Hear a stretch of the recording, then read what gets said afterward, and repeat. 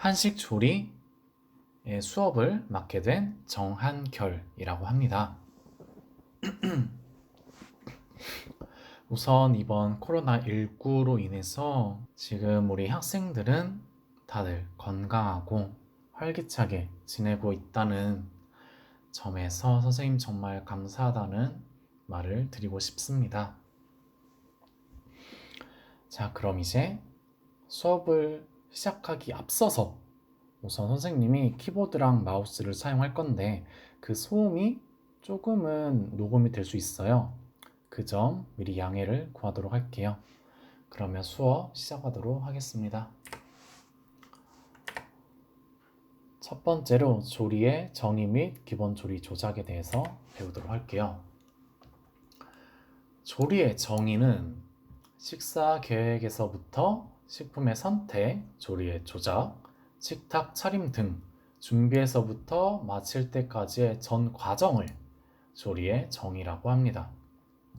다음에 조리의 목적은 식품이 함유하고 있는 영양가를 최대로 보유하게 하는 것, 향미를 더 좋게 향상시키는 것, 음식의 색이나 조직감을 더 좋게 하여 맛을 증진시키는 것, 소화가 잘 되도록 하는 것, 유해한 미생물을 파괴시키는 것이라고 할 수 있겠습니다.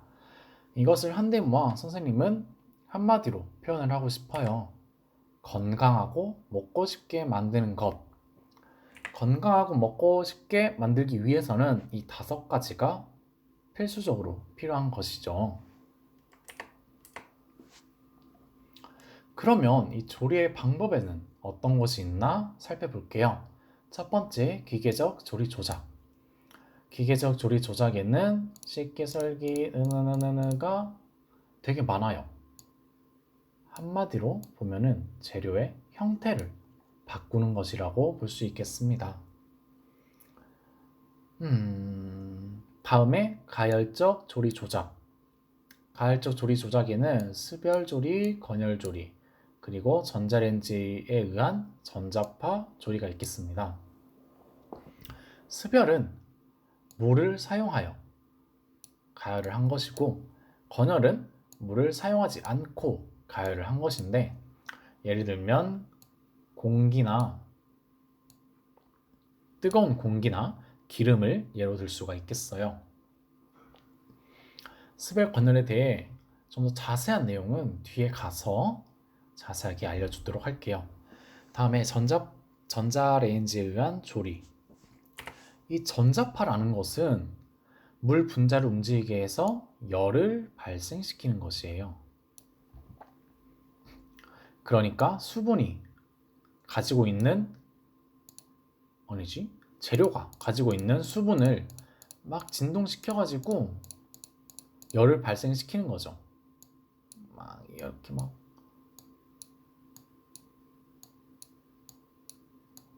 이렇게 수분들을 진동을 시켜서 열을 발생시킵니다. 전자파의 역할이 그럽니다. 다음에 화학적 조리 조작에는 알칼리 물질, 알코올, 금속용, 효소, 조미 등 이런 것들이 적혀 있는데, 즉 재료의 상태를 바꾸는 것이라고 볼 수 있습니다. 선생님이 앞에서 말을 못한 부분이 있어요. 그게 뭐냐면, 여러분들 혹시 원큐 패스 혹시 책 다 구매를 하셨을까요? 이거는 선생님들이 정말 몇 주 전부터 필요하다고 공지를 올렸던 부분이잖아요. 이 부분에 있어서는 다들 구매를 하고 이 수업을 들었으면 좋겠습니다. 앞에서 말하지 못해서 정말 미안해요. 자, 화학적 조리 조작. 화학적 조리 조작은 재료의 상태를 바꾸는 것이라고 했는데, 예를 들면 당근이 있어요. 당근에 원래 짠맛은 없잖아요. 그런데 소금을 쳐가지고 짭짤한 당근으로 상태를 바꾸는 것을 의미합니다.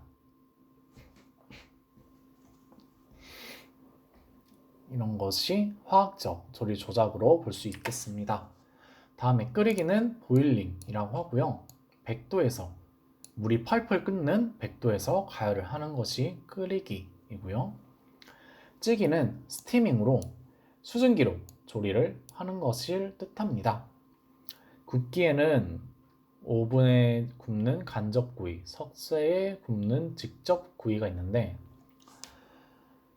간접구이와 직접구이는 좀 더 뒤에 가서 설명할 건데 여기서 오븐이 왜 간접구이냐 라는 부분에서 의문을 가질 것 같아가지고 선생님이 간단하게 설명은 하고 넘어가도록 하겠습니다. 흔히 재료를 가열하기 위해서는 열을 받아야 하잖아요. 그렇죠? 그런데 이 열을 공기를 통해 가지고 재료에 전달되는 것, 간접적으로 전달이 되는 거죠. 열을 받아서 뜨거운 공기가 재료에 다시 들어가게 되는 겁니다. 이게 바로 간접구이라고 하고요. 석쇠에 굽는 직접구이는 열이 재료로 바로 투입이 되는 게 직접구이라고 합니다. 예를 들어 이렇게 불이 나요. 불이 있는데 여기다가 재료를 바로 받아 열을 바로 받게 되잖아요. 여기에 석쇠가 있다고 생각을 해봅시다. 여기에 바로 열을 받기 때문에 직접적으로 열을 받는다 해서 직접구이라고 합니다. 이렇게 온도에 대해서 몇 가지를 알아봤는데요. 모든 음식에는 맛있게 느낄 수 있는 최적의 온도가 존재합니다. 표를 보면 정말 다양한 것이 있는데 예를 들어 선생님은 콜라를 예로 들어볼게요. 청량음료의 콜라. 콜라는 3에서 5도 정도가 딱 적당하게 최적의 온도라고 합니다. 여러분 만약에 콜라가 따뜻해요. 따뜻하거나 미지근해. 그런 콜라 정말 먹고 싶지 않지 않나요? 예를 든다면 그런 것인데 이런 게 문제를 어떻게 나올까 선생님이 한번 찾아봤어요. 물론 이 문제는 찾아봤는데 자주 나오진 않더라고요. 그런데 이렇게 문제가 나오기도 한다라는 것을 보여주기 위해서 선생님이 문제를 발췌해가지고 가져왔습니다. 전골을 가장 맛있게 느끼는 온도는 하면은 3번이죠. 이렇게 문제가 나온다는 점 여러분이 알고 있으면 좋을 것 같습니다. 다음에 기본 조리법 및 대량 조리 기술에 대해서 배울 건데요. 한국의 기본 조리법은 비가열 조리와 가열 조리 두 가지로 나뉘게 됩니다. 우선 비가열 조리는 식품을 생것으로 먹기 위해 사용하는 조리 방법인데요. 예를 들어 생채, 냉채, 무침, 샐러드 등등등 생으로 가열을 하지 않고 먹는 것이 다 포함이 되겠습니다. 비가열 조리의 특성으로는 이런 물이나 열에 조리를 하지 않기 때문에 이렇게 약한 성분들의 손실이 적어요. 예를 들면 비타민 C. 비타민 C는 흔히 열에 약하고 수용성, 물에 잘 희석이 되는 영양소로 여러분들이 알고 있을 거예요. 이런 손실이 적고 식품 자체의 풍미를 살릴 수가 있고 열을 사용하지 않기 때문에 간단한 조리이므로 시간이 절약됩니다. 하지만 불을 사용하지 않기 때문에 유해한 미생물을 파괴시킬 수가 없죠. 유해한 미생물을 파괴시킬 수 없기 때문에 위생에 취약한 점을 보인답니다. 다음에 가열 조리로는 화학적 성분 변화, 전혀 다른 맛과 조직감, 물을 사용하는 수별 조리, 건열 조리 이런 게 있어요. 계속 뒤에서 설명한다 해서 죄송합니다만 이 다음에 이제 수별과 건열을 다루게 될 거니까 그거는 뒤에서 알려주도록 할게요. 첫 번째와 두 번째 화학적 성분 변화와 전혀 다른 맛과 조직감에 대해서 설명을 하도록 할게요. 예를 들면 양파. 양파는 생으로 먹게 되면 약간 맵습니다. 맵고 단맛이 나고 아삭하죠. 그런데 이게 열을 가하게 되면 매운맛은 다 사라지고 단맛만 나면서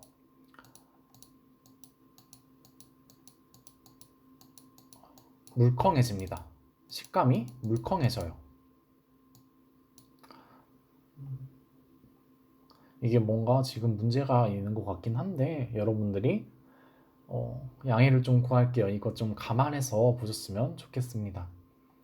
양파는 원래 생으로 먹었을 때 약간 매우면서 아삭한데 열을 가하게 되면 매운맛이 다 사라지고 단맛이 극대화됩니다.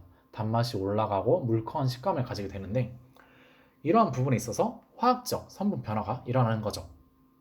전혀 다른 맛과 조직감을 가지게 되는 것이고, 자, 이제 스별조리와 건열조리에 대해서 알아보겠습니다. 삶기는 찬물 혹은 끓는 물에 식재료를 넣는 방법으로 재료가 부드러워지고 단백질이 응고되며 감칠맛이 좋아집니다 라고 합니다. 끓이기는 삶기와 차이점에서 조미료를 넣는 것이 가장 큰 차이점입니다. 하지만 영양분의 손실이 발생할 수 있고 재료의 모양이 변형되기 쉽다는 점. 끓이기는 우리가 흔히 알고 있는 찌개, 국,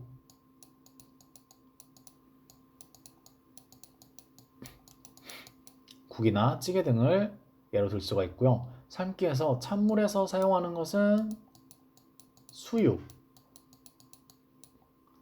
끓는 물은 면류가 있겠습니다. 우리가 라면을 찬물에서 끓이진 않잖아요. 끓는 물에서 라면을 끓이죠. 삶아내기, 면을 삶는다 라고 표현하고, 그런데 수육은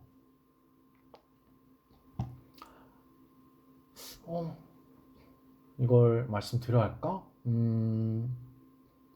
수육은 여러분, 수육을 만들 때 찬물에서부터 고기를 넣습니다.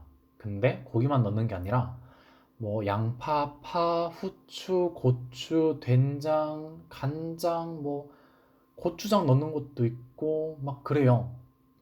그럼 이건 조미를 하는 것인데 수육을 끓인다 라고 표현을 하는 게 맞지 않을까요? 우리가 흔히 수육은 삶는다 라고 표현을 하는데 이 부분에 대해서는 여러분들이 한번 생각을 해보면 좋을 것 같습니다.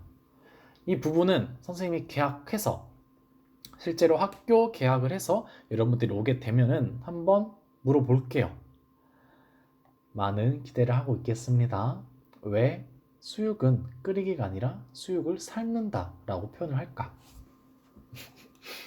다음에 데치기는 미생물 번식을 억제시키고 1에서 2% 식염을 첨가하며 채소가 부드러워짐, 고유의 색을 유지함. 이러한 특징들을 가지고 있습니다. 이거를 선생님이 문제로 바꿔서 설명을 할게요. 데치기에서 올바르지 않은 것은? 라고 고르는 문제가 나왔다면 1번 미생물 번식을 억제, 2번 채소가 부드러워짐, 3번 고유의 색을 유지함, 4번 3에서 4% 식염을 첨가. 이렇게 약간의 변형을 시켜가지고 문제를 내는 편이라고 합니다. 다음에 찌기는 앞에서 봤듯이 스티밍, 수증기를 이용한 익히는 방법이죠. 때문에 물에 직접적으로 닿지 않기 때문에 수용성 영양소가 끓이기보다 적게 손실이 됩니다. 손실이 안 되는 건 아니에요. 조금 손실은 되는데 끓이기보다 적게 손실이 된다는 점 알아두시면 좋을 것 같습니다. 다음에 건열 조리에서 구이에 대해서 알아볼게요. 구이는 가장 오래된 조리법이라고 합니다. 우리 인류가 불을 사용하고 나서는 모든 재료를 불에 구워서 먹었다고 해요. 그 정도로 구이는 가장 오래된 조리법이라고 볼 수 있겠습니다. 볶음은 100도 이상에서 기름에 단시간 조리를 하며 영양 손실이 적습니다. 튀김은 볶음하고 똑같지만 높은 열량을 가지고 있습니다. 저는 기름에 지져서 익히는 방법인데 이것의 가장 큰 특징은 기름의 사용량에 있습니다. 볶음은 기름을 적게 사용한대 저는 보통이라고 표현을 할까요? 보통 정도 좀 넉넉하게 사용을 합니다. 튀김은 많이 사용하죠. 이렇듯 볶음 튀김 전에서는 가장 큰 특징 중 하나가 기름 사용량에 있습니다. 다음에 대량 조리 기술에 대해서 알아볼 건데요. 국은 건더기에 국물의 3분의 1 정도, 찌개는 3분의 2 정도 사용을 하고요. 조림은 재료의 맛이 들 정도로 물을 소량 사용합니다. 그리고 구이는 중불에 두께는 두껍지 않게로 나와 있는데 이게 선생님이 이해하기 쉽게 그림으로 설명을 할게요. 대량 조리라고 하는 것은 10인분, 20인분 그 정도가 아니에요. 100인분, 200인분 쉽게 생각하면 우리 학교의 급식소를 생각하면 될 것 같습니다. 급식을 생각하면 될 텐데 이렇게 엄청 큰 솥에다가 엄청나게 많은 재료를 넣어요. 그런데 이렇게 많은데 재료를 불을 막 엄청 세게 하면은 안 되겠죠. 여기 겉에 재료들만 타버리게 되니까 강불에서 하면 안 돼요. 중불에서 시간은 좀 걸릴지라도 조금 더 오래 그리고 두께는 두껍지 않게 해서 구워줘야 합니다. 그리고 튀김은 정제유를 사용하라 라고 나와 있는데 이거 설명하기가 우선 압착유에 대해서 알아봅시다. 압착유는 우리가 흔히 알고 있는 참기름, 들기름,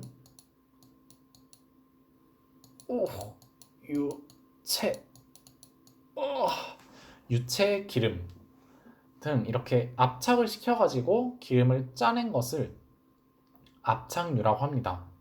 정제유는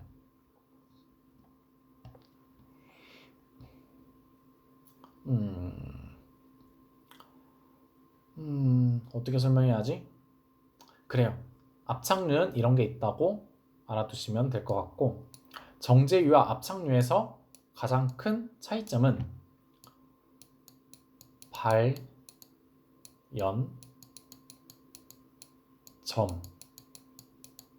차이가 있겠습니다. 발연점이란 연기가 발생되는 지점을 뜻하는 건데요. 압착유의 경우에는 발연점이 매우 낮아요. 100도 이하인 것도 있습니다. 정제유의 경우에는 발연점이 되게 높아요.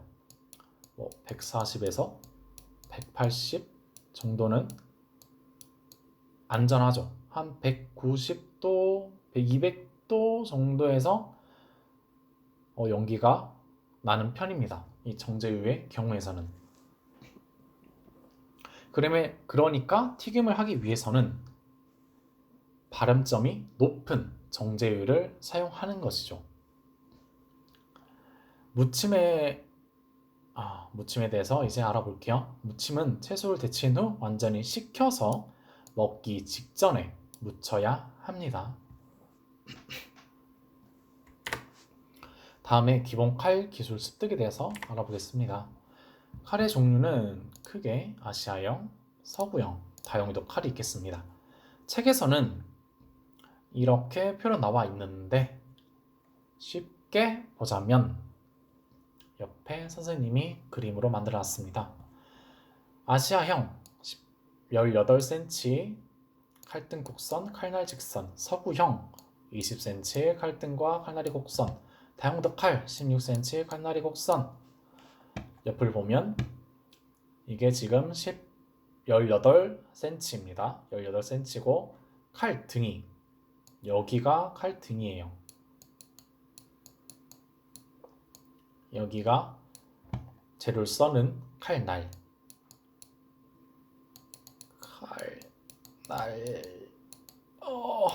칼날 부분입니다. 이 칼등이 곡선을 띄고 칼날이 직선입니다. 18cm고 서구형은 20cm로 아시아형에 비해서 좀 더 깁니다. 그리고 칼날, 칼등 모두 곡선을 띄고 있고요. 다용도 칼은 아시아형에 비해서 좀 더 짧습니다. 그리고 칼등이 직선이고 칼날이 곡선이죠. 이러한 차이가 있는데 여러분 지금 이 영상을 멈출 수 있는지는 모르겠지만 멈추거나 혹은 영상이 끝난 후에 여러분들 주방에 가서 한번 확인을 해보세요. 여러분들 주방에는 아시아형인지 서구형인지 혹은 다용도 칼인지 한번 보시는 것도 재미있을 거라고 선생님은 생각을 합니다. 다용도 칼은 예로 들면 과일 칼을 예로 들 수가 있어요. 다용도 칼을 과일 칼로 예를 들 수가 있는데 몇몇 과일 칼은 최근에 들어서 이렇게 칼 등도 곡선인 과일 칼이 몇 개 있더라고요. 선생님이 봤을 때 그런 부분 보면 되고, 여기서 설명에 도마 위에서 롤링하며 뼈를 발라내기도 하는 다양한 작업에서 사용한다 라고 나와 있는데, 이 뼈를 발라내기도 하는 이런 것은 다용도 칼로 구분이 되지만 거기서 전문적인 칼로 분류가 돼요. 본 나이프라고 따로 명칭이 되어 있습니다. 이렇게 칼의 종류와 용도에 대해서 알아봤다면 이제 기본 썰기 방법에 대해서 알아볼 건데요. 썰기의 목적은 모양과 크기를 정리하여 조리하기 쉽게 함, 먹지 못하는 부분을 없앰, 소화하기 쉽게 함, 열 전달 쉽고 조미료 침투 좋게 함. 감자를 예로 들어볼게요. 흙을 씻어냅니다. 먹지 못하는 부분을 없애죠. 그리고 껍질을 제거합니다. 열이 전달이 쉽고 조미료 침투를 좋게 하기 위해서. 그리고 얇게 채를 썹니다. 조리하기 쉽게, 소화하기 쉽게 하기 위해서. 그리고 이 감자는 기름에 튀기게 되면 우리가 좋아하는 감자 튀김이 되기도 합니다. 자, 선생님이 준비한 것은 여기까지입니다. 잘 지내고 다음 수업 때 또 보도록 해요. 안녕.